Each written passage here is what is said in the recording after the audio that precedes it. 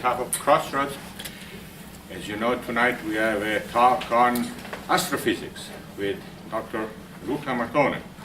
First of all, I'll tell you some bio.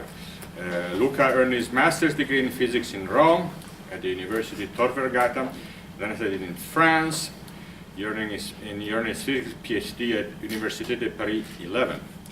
Eventually ended up at Caltech, where he joined LIGO. LIGO, as you know, is the collaboration who has been studying and discovering gravitational waves. He currently holds a research position at Columbia University. He has taught at Fordham, and he teaches at Regis High School in New York. He's among the recipients of the 2016 Breakthrough Prize in Fundamental Physics and the 2016 Gruber Cosmology Prize.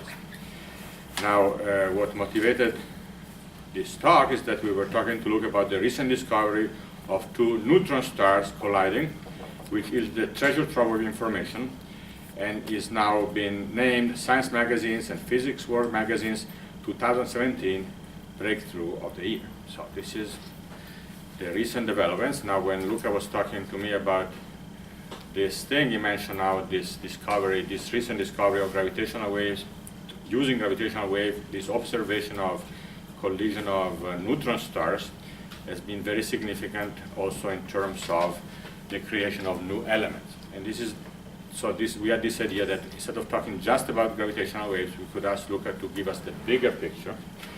And the bigger picture is pretty amazing, because if you look around, you see that in our world we have lots of cool chemical elements. We have people, chairs, and all this stuff is made of chemical elements like iron and gold and different components. And the amazing thing is that we take for granted that all this chemical stuff exists, but that's not the way the universe was at the beginning. At the beginning, the universe was basically some big hydrogen clouds.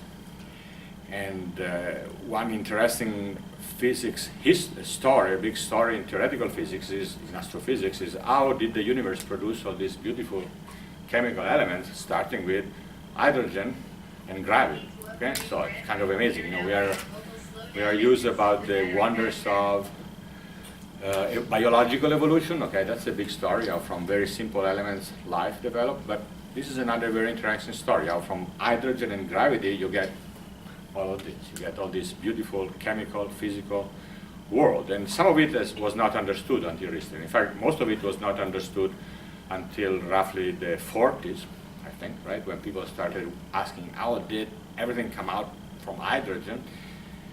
And even now there are things that are not understood. So much so that now gravitational waves has opened new views on this question. How did the elements come to be? So this is what we asked him to give a context to this recent discovery, which is very beautiful.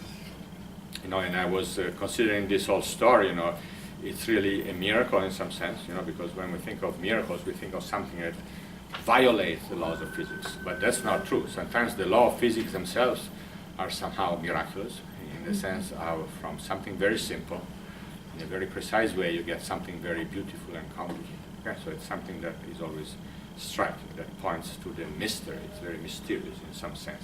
It's no less, Feynman was a great physicist, used to say that people think that when you understand how the universe works, it's less mysterious and less beautiful. Instead he says, no, it's more beautiful. Okay? When you discover how these things happen, the mystery becomes more beautiful, not less beautiful. Okay, so that's the topic, and so let's welcome Luca Matone. Thank you. Well, thank you guys for coming. I tell you, last year I had the pleasure to come. Can you hear me okay? Last year I had the pleasure to come here and talk to you about gravitational waves. And while I was doing this, I tell you that I thought to myself, I was not voicing this as I was speaking, but I thought to myself, nothing could ever top anything that I was talking about gravitational waves, that kind of thing, but nothing could ever top this. In fact, something did happen this past October, and this is what the talk is about.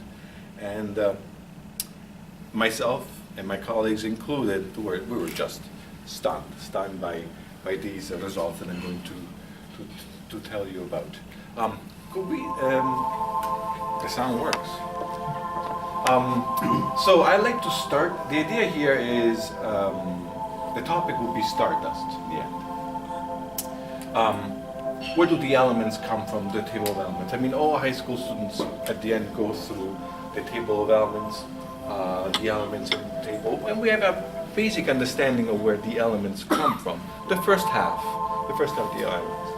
So I got this video, this little clip. This little clip is taken from Chile. It's two. Could either you speak louder or less music? Yes, I know. Let me. You know what? I can. Could you? Do you know how to do it? Press escape. The sound was not supposed to be on. Thank you. Sorry.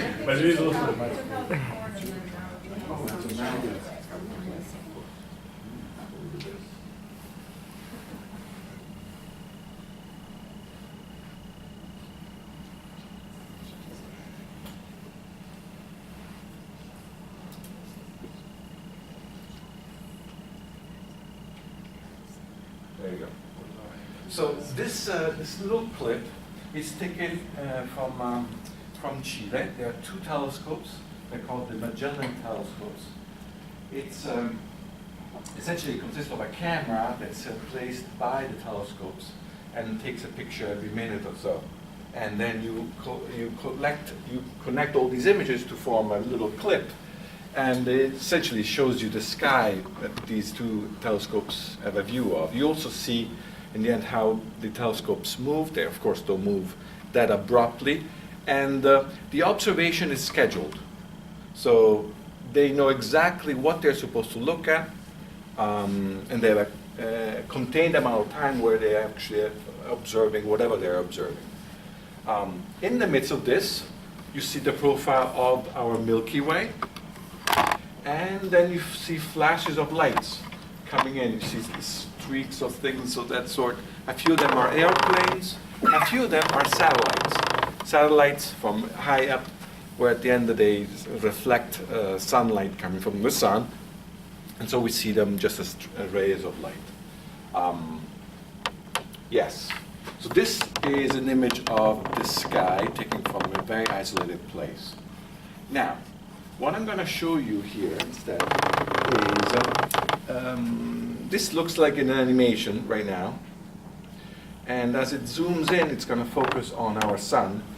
All these stars that you see here actually are taken from, the position of these stars is taken from an observatory and a satellite called Gaia. It's a satellite from the European Space Agency, where the task for this particular satellite is to locate precisely the position of the stars that surround us. Especially, its mission is to locate all the stars within our galaxy. Here so what you see here in the distance, the relative distance, is actually real information. And now the thing is zooming in onto our solar system. And so that task for that particular satellite is to do this.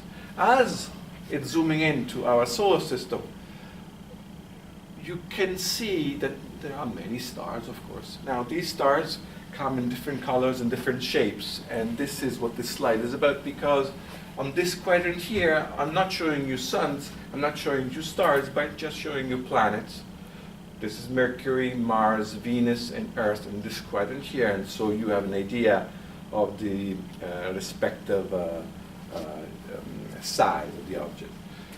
Now, if we go from this quadrant to this quadrant here, we have to change dimensions a little bit. This little marble that you see actually corresponds to the Earth. So then you would have Neptune, Uranus, Saturn, and Jupiter. Okay, good. This little marble that you see here corresponds to Jupiter. Okay? And so after Jupiter, we hit the first star, Proxima Centauri, which is 4 light years away, our nearest neighbor. Light takes 4 years to reach us from Proxima Centauri. Then we have the sun, our sun, and then Sirius, another star. From now on, we're talking about stars. And you can see from the different panels, the stars come in different sizes, different colors, and different shapes, if you will. Okay? And they can be pretty big. So So when we look at the night sky, one thing that we like to do is we have all of these stars around us. So what we like to do is we like to understand, well, to scratch our head and see, well, what can we understand from all this information that's coming our way? And so one way to do this would be to make a plot. So if you were to make a plot of two things that have nothing to do with each other, you get a plot like this. A plot like this is quantity y versus quantity x. All high school students know how to do this, and the dots are just all over the place. You don't understand anything. But if you go down the street, for example, and you ask people, well, what is your height of a random person, and what is your weight, your mass, if you will, and you do a graph, you actually don't have a random thing. You have something that forms a pattern, a straight line. And that gives you kind of a clue of what perhaps might be happening. So we do the same thing with stars. We collect all this information from the stars, and we plot temperature on this axis, and then luminosity. Luminosity corresponds to essentially how much light does that particular star emit. For example, when we go buy light bulbs at the store, we usually go for, like, I need a 100-watt light bulb, 150-watt light bulb. That number gives us how much light the thing will emit, how powerful it is. So same thing here. If you will, luminosity is just like how many watts. So our sun corresponds to, it's this dot here, corresponds to this particular luminosity and this particular temperature. So if you collect all this information, you have a pattern. 90% of all the stars are on this band. There's a 90% chance that the stars that you look at when you're in the night sky actually fall into this light band. Okay, we still don't understand what's going on, but there's a pattern. 90% of them are here. Then you have a cluster of stars is over here, which we refer to as giants. Those are the stars that you looked at before in this little picture before. They're very, very big, the giants. They usually are in red in color, and so we call them red giants. We have very funky names. These guys we call white dwarfs because they're small and they're white, essentially. So what this is saying essentially is that, okay, there's a pattern. We could classify them, different sections. Great. Now, mind you, that the graph that I showed you before, height versus mass, okay, has a pattern. But now we know why the pattern is there. It's almost like a straight line. Because that tells us that the human being is evolving, right? The child doesn't weigh much, not that high. Okay? An adult is higher and is heavier, that kind of thing. So that graph over there actually gives us a hint about the evolution of a man. And this graph here actually is giving us an idea about the evolution of stars, how stars evolve. And so in one shot, when you take a picture of the night sky, you have a picture of all kind of stars, left and right. You have no idea what's going on, but it turns out that in the end there are different stages of life for a star. In fact, we do know that, let's see, a protostar for us will correspond to a fetus, if you will. A main sequence star, like our sun, will correspond to an adulthood. Middle age will correspond to a red giant. Okay? And then a white dwarf, a black hole, or neutron star that actually is old age and death, essentially. Those are signs that the star did die, and the end product of the death actually corresponds to that. To these stars here, they correspond to old age. And the way they function is the following. The way they function is it works this way. So this is a graph of time versus mass. So the way that things work with the universe is that there's this event that we refer to as the Big Bang. Things are being thrown out, okay? because of gravity, mainly these hydrogen clouds start to collect and assemble again. In the process of assembling, a star is being created, and we call that the beginning of a star, a protostar. Now, the beginning of a star really depends on the gas cloud it was coming from, whether it was a massive one or a not massive one. So let's say that we're here, this kind of mass. And so a protostar begins to form. Hydrogen atoms are being squished in because of gravity. Fusion means that to take two hydrogen atoms, you put them together to form the next element, which is helium.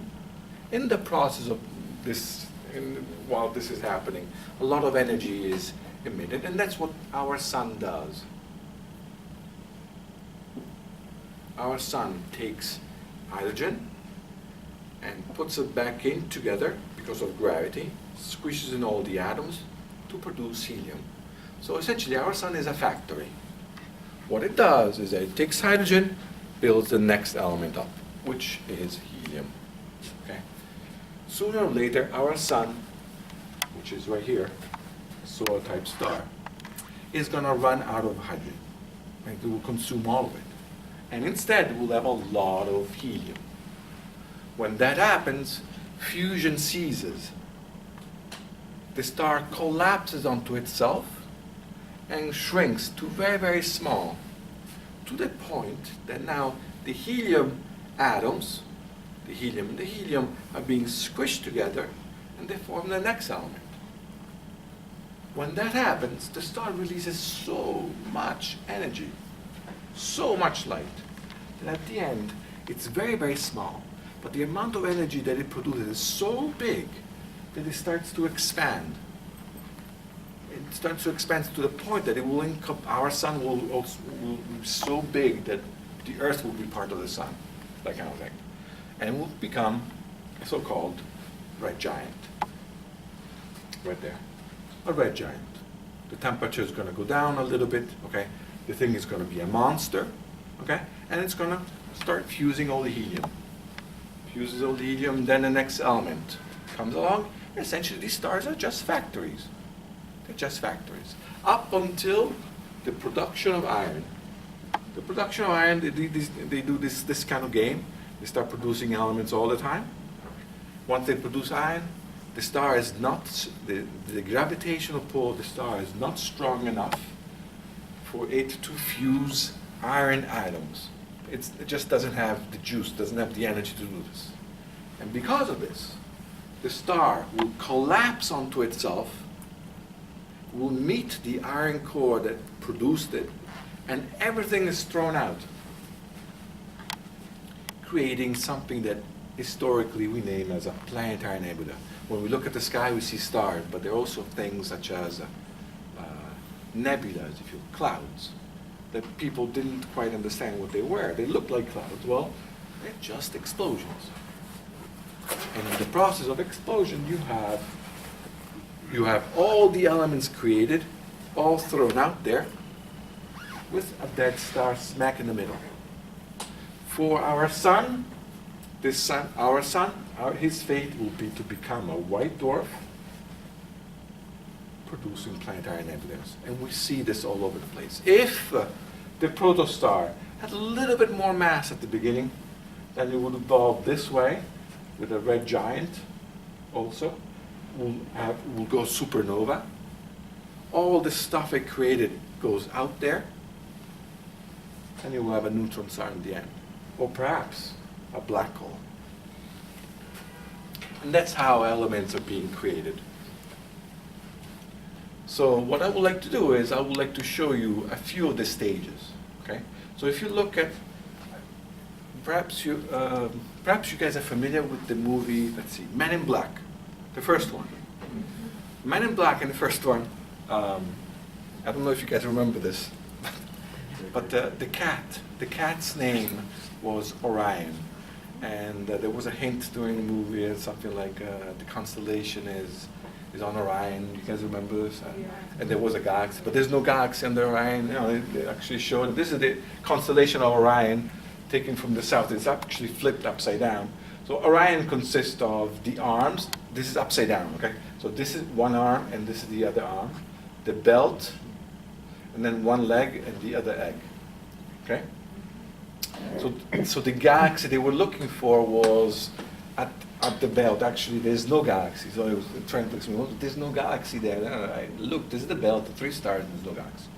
There is, however, something else, which is the Orion Nebula. If you zoom in, this is an animation, but all of the stuff that you will see here actually does exist with correct dimensions and the proper stars.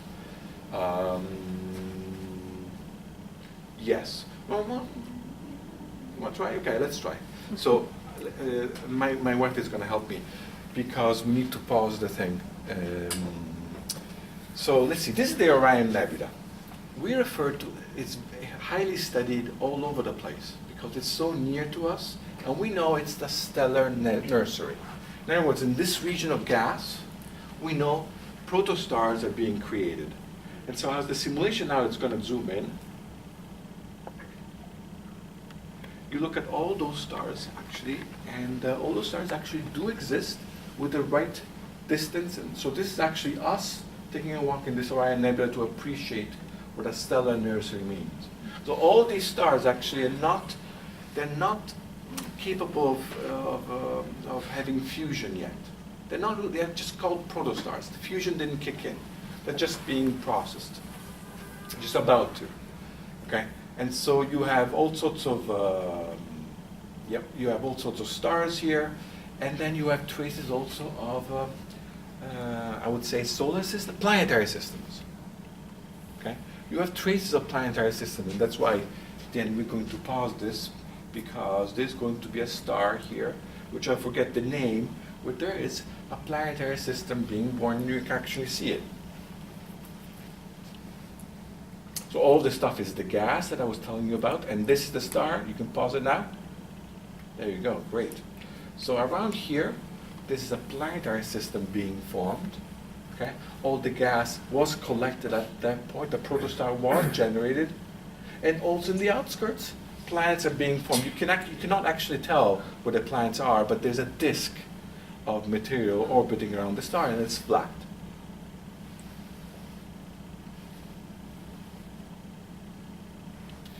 The way that we do this, this walk through the Orion Nebula, is because the region has been studied, greatly studied from all sorts of telescopes, all sorts of angles, that kind of thing. And all this information was actually fed to an algorithm, a computer, if you will, that actually placed everything so at the end we can actually take a walk as if we were there in this planet, in this nebula.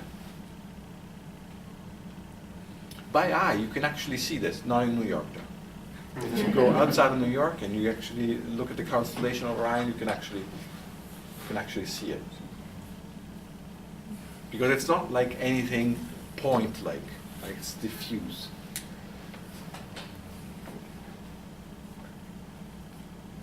All right, next.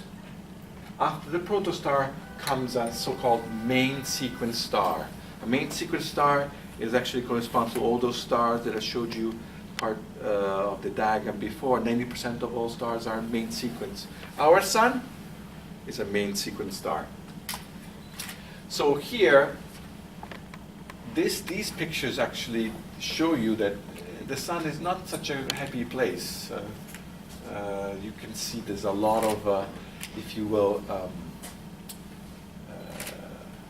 there's a lot going on, if you will.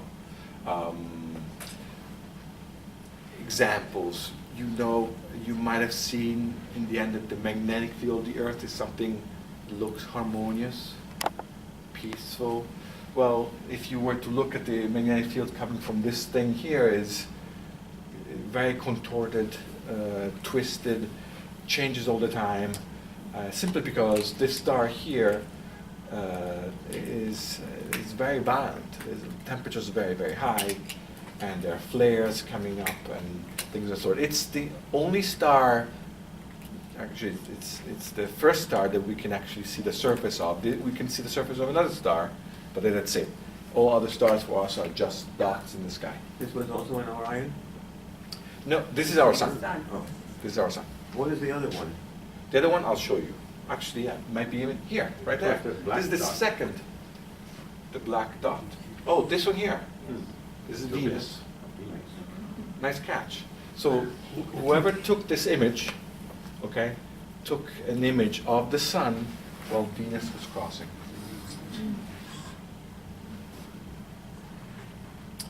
This is the second image of a star that we have. We don't have more. That's it.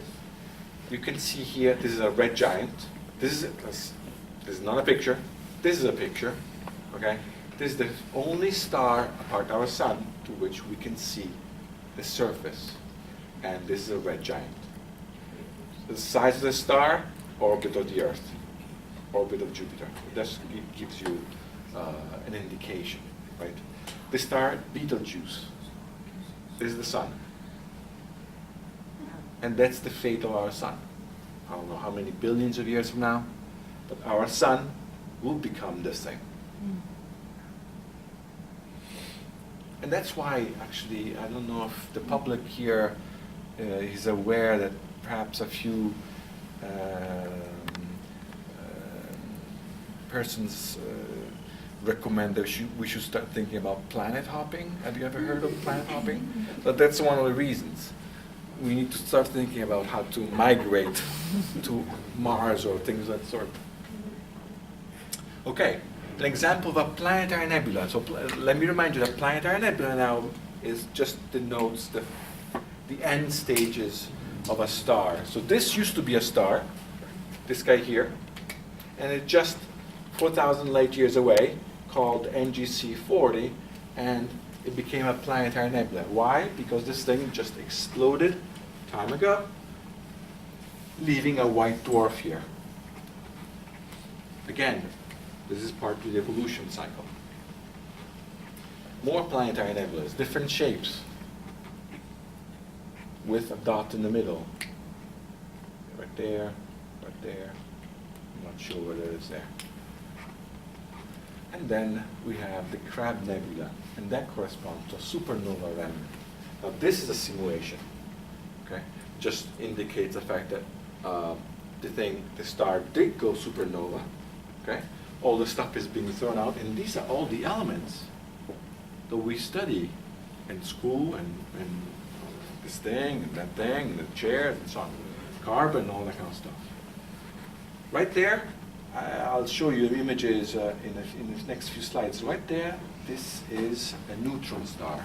We cannot see neutron stars, but this is the position of the neutron stars. And here you kind of see jets coming out from this neutron star. This is about 6,300 light years away from us. It was first absorbed by the Chinese and Arab astronomers in 1,000 years ago. Oh, and this is the thing, funky things that happen. I have written here the neutron star rotates. This one here rotates 30 times a second. Okay, so the reason why they rotate that fast is because they were happy campers before, like rotating 24-hour cycles, that kind of thing. But then all of a sudden they lost a lot of mass and they shrank, became very, very small. A neutron star is about the size of Manhattan. Okay, and with the mass of one sun, about.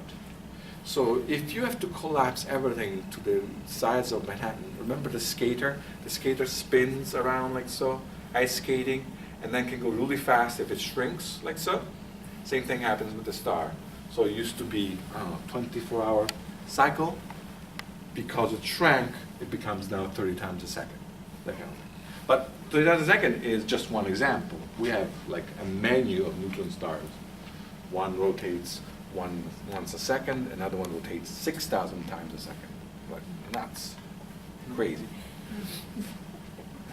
So this is a little clip. All of this stuff, this is not an animation. This is taken of the Crab Nebula again, but in different, a view from different sources, if you will, different wavelengths.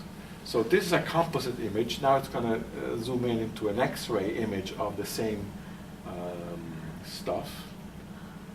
This is an X-ray, and in X-ray it's very energetic, and therefore it tells you, it shows you the very high energy particles, the neutron star, the two jets, and everything that revolves around it in terms of a disk. Wonderful. In optical, that's what you would see in optical. So with our eyes. Yes? What determines all those shapes? Like all the different shapes, that how it explodes? Is there... Well, what determines the different shapes? Well, how it explodes? Yeah. You have to know the geometry of the star at the beginning, in the position, who knows? That kind of thing. So for this talk, I actually had a clip. Somebody who actually took an image of this in X-ray once every day for many years and then made a movie out of it. You can actually perceive that the neutron star is actually moving with the jets of particles coming on these axes and the disk rotating around it. It's truly amazing. Now, I did find this image instead, which is, again, this is a true image, only invisible a little bit, and it's taking, the clock is ticking here. And you have an appreciation instead of the expansion of the Crab Nebula. Okay? Mind you, the things are so far away that even though the gas is expelled like so and going really fast, it's going so fast, but it's so far away that for you, nothing really changes. It's like looking at an airplane from far, far away. You look at the airplane, it's not really moving. Same thing happens here, right? All these images look like stills, but it has, in fact, this is what's trying to attempt showing is that it does expand, right? So, in high school, we studied these elements, and we know where this stuff comes from. The first half of the table of elements. We have kind of an idea what is this, but we never actually saw it. And this is what the talk is about. It's about this other section of the table of elements, where we actually did see production of this stuff. And we know where this stuff is coming from. This stuff is coming from planetary nebulas. So we are stardust. So every atom of oxygen in our lungs, of carbon in our muscles, of calcium in our bones, of iron in our blood, was created inside a star before Earth was born. So here I show you a planetary nebula. There's a big star here. That's not the star that actually generated this. The white dwarf is right there, okay? And that's responsible for all the stuff coming. So these stars really are factory of elements, okay? And every once in a while they just throw stuff outwards. So, yes? Is the white dwarf, it's contracting, it's getting heavier and heavier. Is there a gravitational pull in that? So that the gravity will get more intense as the star gets heavier and heavier? So the white dwarf will not collect any more mass. That's it. The white dwarf just exists. It's just like a planet, if you will. Okay. There's no fusion taking place. It's still lit. It's still emitting light, simply because now the thing is actually cooling down. Okay. Is there gravity involved in the... Gravity is involved in just keeping it together, but it's reaching equilibrium, and it will stay like this forever. The only thing that will change is the fact that it's emitting light now, but 1,000 years from now, 10,000 years from now, the thing will just be like a dead body, no light emitted. It's just like a fading candle, if you will. It's like a fading candle. Yes, sir. What's the celestial body on the outside of the planetary nebula? Right there? Yes. Here? Yeah. I have no idea. Okay. Could be another star. No, it is another star, but I don't know if it's got nothing to do with the planetary nebula. Okay. So I'm involved in the detection of gravitational waves, and we have very little to do with the table of elements, and with the production of heavy elements. But this is something that was observed just recently. So last year, when I came over here, I talked to you about the emission of gravitational waves and how we were able to observe the coalescing of two black holes. That's over here. And then the way that we did it was through this LIGO detector that they're able to infer. There's no sound created in space, but it's almost as if there's a machine that actually acts as a microphone, and so we can hear things such as these events that we never thought were possible. Okay, so that was the story from last year. The story continues, and throughout the year, this machine made many observations of these binary black holes, and for us it was mysterious and it was exciting per se, until one day in August, we received a signal that corresponds to the yellow signal that you see here. The yellow signal that you see, it still keeps going, okay? Was something that that was unexpected for us, okay? And very interesting, and very different from all the other signals. These signals here are signals coming from the binary coalescence of black holes, okay? And it comes with, if you will, a noise. It sounds like a chirp, like a sound like like that. Whoop, like that. Now this thing is still going. I'm speaking, it's still going. That's the signal that was received recently. It ends about now, and it was also a chirp, but it's lasting for almost a minute compared to the others. Okay? And that corresponded to the coalescing instead of neutron stars. Two neutron stars that I mentioned to you before. So neutron stars, black holes, our sun, they're all part of the life cycle of a star. They're just different stages. So Betelgeuse is like a relatively newer star. Absolutely. So when you're comparing it to an old man, like a middle-aged man, like is it different on scales of different stars? Is there like different scales for different stars? I don't understand. What do you mean? This is, like Betelgeuse is a younger star, yet it's already a red giant. But other stars are living like 10 times as long as that star is living, and they're still not even red giants yet. So like. No, that's not true. So you have a star, it will become a red giant, but then there are many cycles. It has to squish in helium atoms and then carbon atoms, and it has to go through this process until iron is made. Okay. So it's relatively young in that sense, because it just have to produce helium. So it's, if you look at the table of elements, it's just at the beginning stages of the, but it has to go through all the table of elements, all the elements of the table of elements. So all right. So black holes that were observed before, as shown here in this diagram. Interesting enough, but this is outside of this talk at the end, that the black holes that were observed with this machine actually don't correspond to the normal sizes of black holes that we usually see, and that's something that we as scientists need to process and digest. Where do these black holes actually come from? Because if you look at the stellar evolution, it doesn't actually make that much sense. There must be another mechanism for them. But that's outside the topic. On the other hand, this is the topic of interest now. These two neutron stars coalesced into something that we don't know. There's a question mark here. It could be a neutron star, we don't know. It could be a black hole, we don't know. We can't tell the difference. Okay? If it's a neutron star, it will be the heaviest neutron star. If it's a black hole, it will be the lightest black hole ever recorded. So we have no evidence. Okay?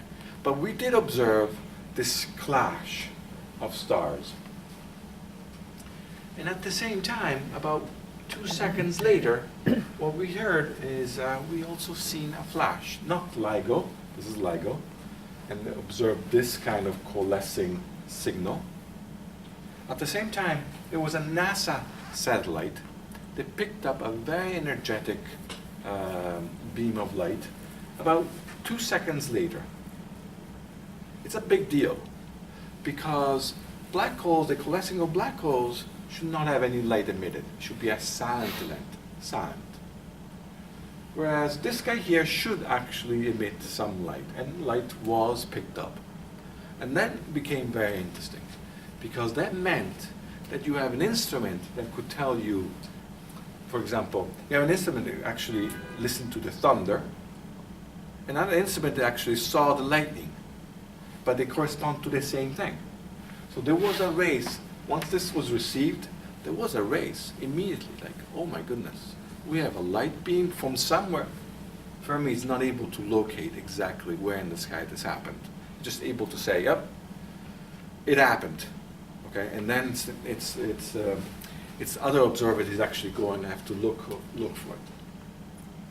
And we have an indication of where this thing was because the gravitational wave detectors located an area like this, and then one telescope in Chile was able to race and actually locate where this event occurred. Okay? In the process of this, there were 70 telescopes throughout the world. An email was sent out from the gravitational wave detectors to Fermi. Fermi back to LIGO again, saying that this is happening, we should send an email out to the world for all the telescopes to pay attention to this. All the telescopes in the world tried to locate this. First telescope in Chile, not the Magellan telescopes, located this little thing. It doesn't look like much. This would correspond to the afterglow, after the event. This was taken 9 hours after LIGO raised his hand. Look up in the sky, something is happening. But it is very important because this is in simulation. If the two neutron stars coalesce, they will produce gravitational waves that we saw. But the numerical simulation, there's a computer with an algorithm going through it, actually simulated what must have happened to the neutron stars. Okay? And here, in this simulation, you see all the matter that's being thrown out. Why is that important? Because when this thing's thrown out all the matter, it's a neutron star. It consists mainly of neutrons. Okay? So it throws out all these neutrons out to a degree that the speeds are very, very high. The density of neutrons is very, very high. So these neutrons start to collect together. And they begin to form elements. But the only elements that they can form actually have to be stuff like gold, platinum, silver. And then just this week, a few days ago, and Science Magazine, this is the light curve actually that told us that this is actually true. It's happening. The production of higher elements that we'd never seen before. Okay? This week, it was announced that we figured out how much gold that was produced. There's an uncertainty to this number. 3 to about 13 Earths of gold, and 3 or 38. So then people started to do calculations on this, and these neutron stars actually, these coalescing of neutron stars actually are responsible for the creation of all the gold that we see around us. Stuff like this, the silver that we wear, the platinum, all the stuff must have been produced by the collision of two neutron stars. Stuff like this, we know where it comes from now. The collision of neutron stars. And in order for this to, these are all the table of elements. In order to make, these are all the elements that were probably produced by that collision. In order to make this happen, there was there are many things that came out of this. That's not only the one result. But to make this happen, it was absolutely phenomenal for humanity, if you will, for the following reason. So I work for something called the LIGO Scientific Collaboration, and every time we have to publish something, it's like a big fancy lab report. there are about 1,000 authors. Okay? So to write a lab report, which is about 10 pages, and you assign 10 guys, and we bless them with good luck. And then everybody else has an opinion, different opinions. You can try to make the things up. Okay, great. 1,000 authors. And we're accustomed to this, of this thing of going through it. It's very painful. It's like, I don't like it, no one likes it, okay? But we do it, and okay, a piece, we're done, okay. Now, it's different. Because LIGO made this observation with 2 neutron stars coalescing, we actually sent an email out to the full world to get your telescopes, point that way and look. And therefore, humanity, with 4,000 authors, came out now with this paper. Oh, and there's a quote. That paper almost killed the paper writing team. This is true. So at the end, because the fact that one group and the other groups were all united to do this observation, right? We were able to understand so much more about the universe. Instead of being separated, but doing things separately. First of all, the guys looking with the telescopes visibly never have had a chance to look at the little blip of light that I showed you before, right? Mm-hmm. And LIGO does need, in the end, to work with them. So it was very good for us to just unite, if you will. In fact, I'd like to show you the gravitational wave detectors responsible for this are in yellow. LIGO Hanford in Washington State, LIGO Livingston in Louisiana, and Virgo in beautiful Cascina in Tuscany. Okay? These 3 guys were able to get the gravitational wave. All the blue dots that you see correspond to all the observatories that actually raced to look at this event. There's 1 dot here in Antarctica, 5 dots here or 6 in space, all of them kind of scattered. And the one that really made it to look for it and found it first was one in Chile. And the reason why they found it first is because it was nighttime for Chile, and it was not nighttime for us. So that was actually a disadvantage. And it was very good to work like this, right? So they raised their hands. Oh, I found it! It's right there. Everybody turned and zoomed in. This one event, one dot in the sky, examined by so many groups. Yes. Are they planning to have more LIGO observatories? LIGO is very expensive. So are we planning, or we will love to have another 15 of them, but they're very expensive, and therefore there is Australia that almost built one, but pulled out. Now the United States LIGO actually is going to place one in India, and it's going to happen in the next few years. Right. So I have the core done. The core there's just details. There's so many. I mean, from these observations, there's so much stuff that came out. This is the fact that this is a true story. The fact that these flashes of light that we get from the sky, they always happen, and we don't really know what's happening. To have an appreciation of these flashes of light, this is not a simulation, there's a clock here. These are all the flashes of light for which we have no idea what's going on. So, the wonderful thing about this LIGO thing is that neutron star mergers are the cause for short duration gamma ray bursts. Gamma ray bursts are these flashes of light.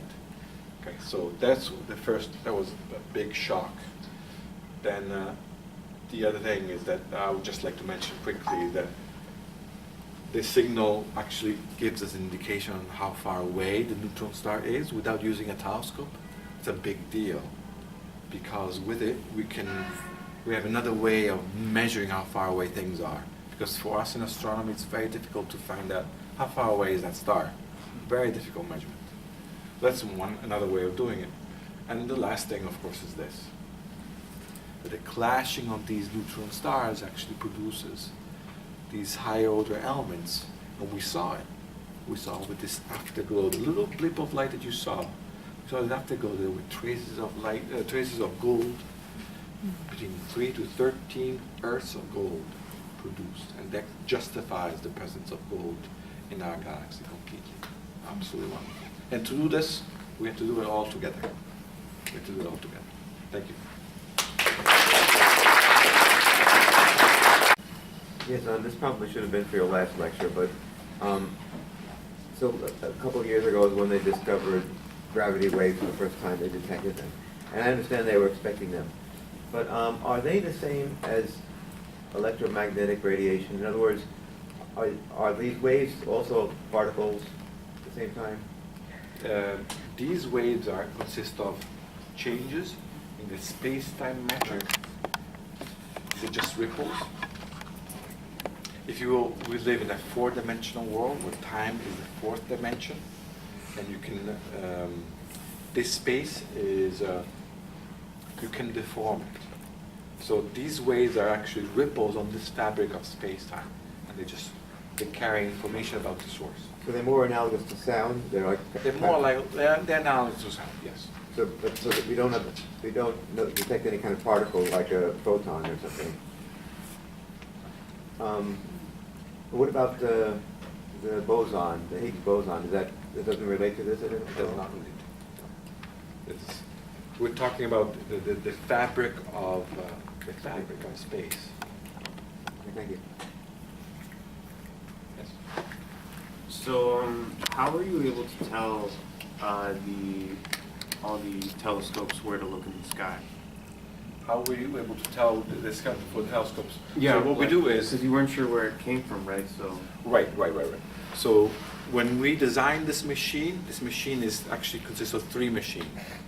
And so what they work like is they process things such as like an ear or a microphone, if you will. So if you close your eyes and you listen to sounds in the room, you can't actually tell where things are. You can't. You have a general idea of the sound came from there. But in order to find out exactly where, what you do is you have multiple machines. One microphone there, another microphone there, another microphone there. And then you guys talk to each other. I heard the sound at this time. I heard the sound this time. And then you can triangulate and figure out exactly, a little bit better, where the sound is coming from. With that information is fed to the telescopes. Okay, the optical telescopes. We think it's in this general sky. They go like, oh my goodness, it's so big. How are we gonna do this? And with patience, scanning, you know how they did it? They took pictures. So they look at the sky, and then they compare to the pictures of 4 days ago. Does anybody, and a computer does this, did anything change? No. Move the telescope over, check this, that kind of thing. 70 telescopes did this. So it triangulated with the 2 LIGOs and Virgo? LIGO and Virgo, triangulation, you form an area in the sky, and then that information is fed to the astronomers' telescope guys. So, neutron stars are usually extremely massive, not massive, dense, and when they combine, do they create a bigger neutron star, or do they create a neutron star the same size but more dense? Right. So when 2 neutron stars coalesce, we are not sure what the end product is going to be. Okay. So a lot of matter is thrown out. So we have an idea of the mass of the end product, but whether or not it's a neutron star, we don't know. There are some people that lean toward, yes, it's a neutron star. There's some other people saying, no, it's not. It's a black hole. Is it possible that it's neither a neutron star nor a black hole? I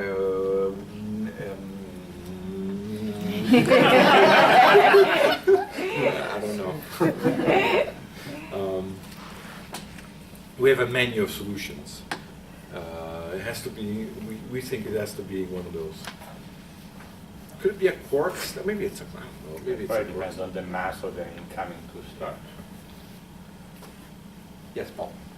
You said they were comparing it to reference material from 4 days prior. Is that shared material? Is there like a central location where all of these observatories can go? Where is that? Well, Like, it's that's all a tremendous public. It's amount all of public information. domain. It's all public domain, so you can easily find it. I mean, yeah. A lot of information, a lot of data. Yeah. Yes. How do you think information that you're collecting with LIGO will be impacted or improved with James Webb going? Impacted or improved? Yeah, will that help you be able to see things more clearly, or do this triangulation effect with Webb as opposed to other space telescopes? Right. I mean, it's just going to go better and better, but we don't rely on the new telescope coming in. What we rely on is the fact that the machines that are up and running are not running to design sensitivity. So it's like a microphone with a lot of hissing noise, if you will. So we're trying to get the hissing noise down. Okay. When the web comes up,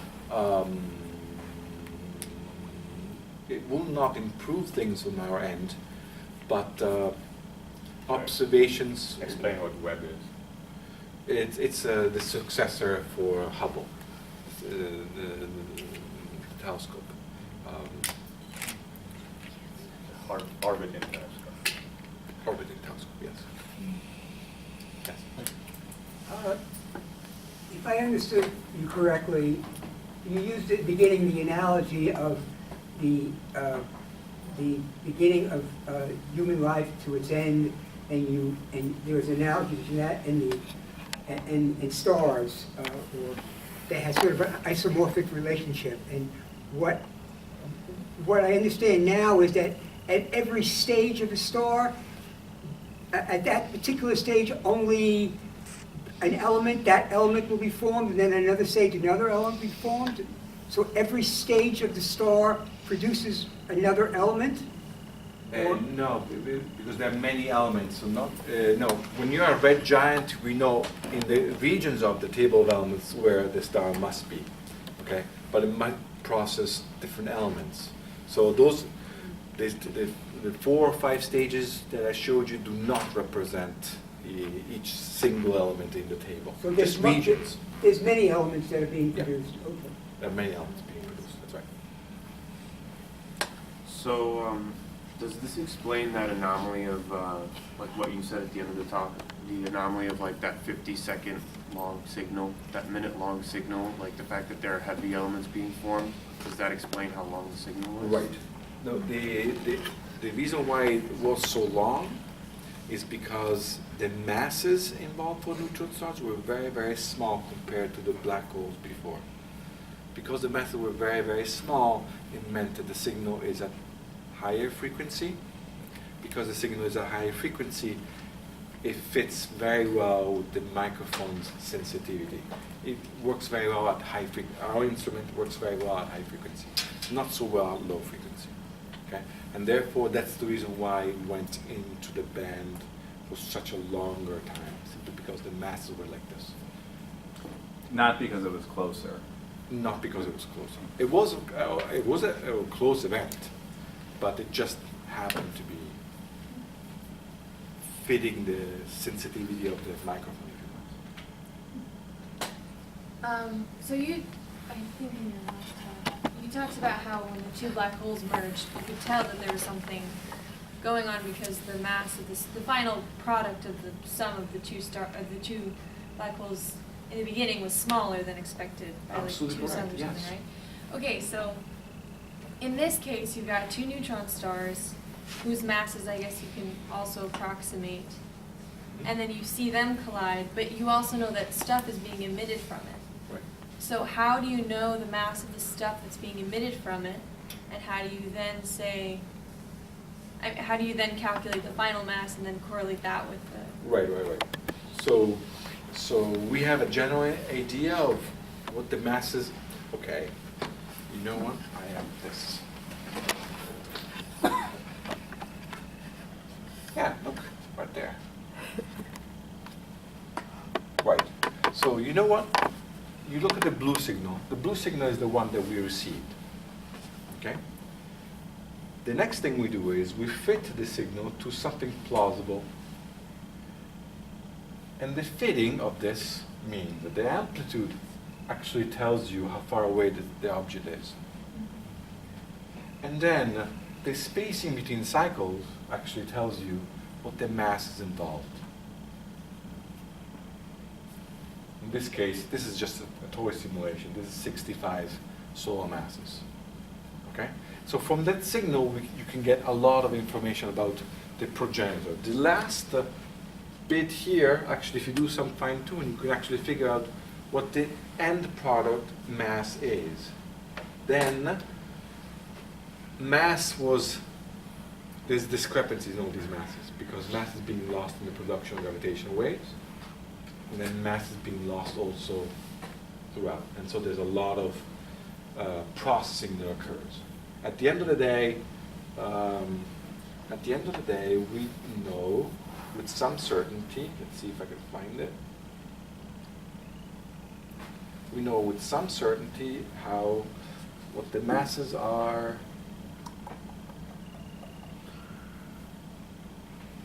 There we go. So here we have a neutron star, the progenitor about a little bit more than 1 solar mass. The other one is 1.7 solar masses. And we know this from fitting the waveform.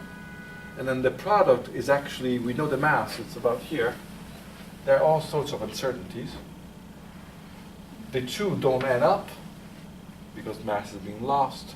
But from the waveform, we know that the three of them look like this. Oh, so this time you're starting from the information from the gravitational wave. Yes. Whereas last time it was like. No, also last time. Oh, same also thing. last time. Also last time. That's right. Yeah. Yes.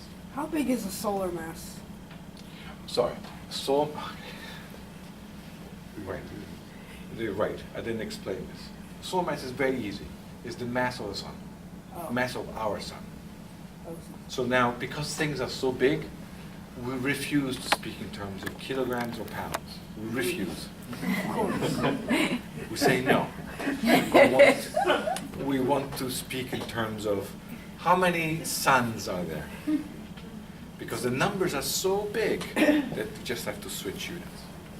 So this neutron star is, what, 2 solar masses? The one of them was a little bit above 1 sun, and mind you, it's the size of Manhattan. So The other guy is almost 2, still the size of Manhattan. 1 teaspoon of these things weighs like A bus. A bus? No, Much more No. than that. not a bus. No, 3 Mount buses. Himalaya or something. Oh, 1 teaspoon. my book is wrong. Shame on my book. Your detectors have been going for, what, 3 years now? 2 or 3 years?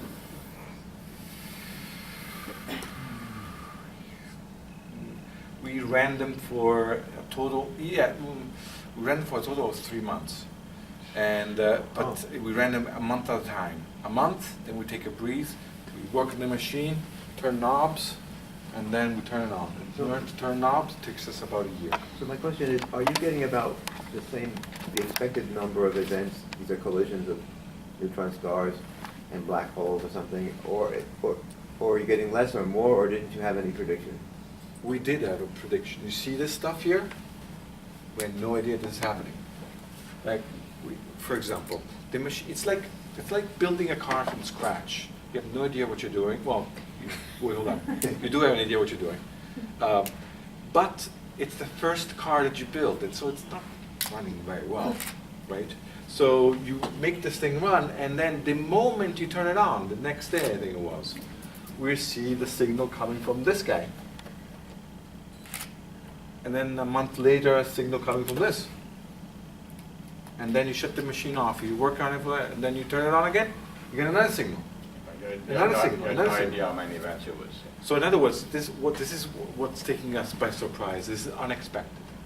The unexpected part is that these systems here that seem to us very exotic.